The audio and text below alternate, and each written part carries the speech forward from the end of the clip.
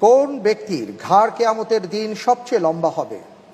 ক আলেমে দ্বীনের, খ ইমাম সাহেবের, গ মুয়াজ্জিন সাহেবের, ঘ বিনয়ী ব্যক্তির।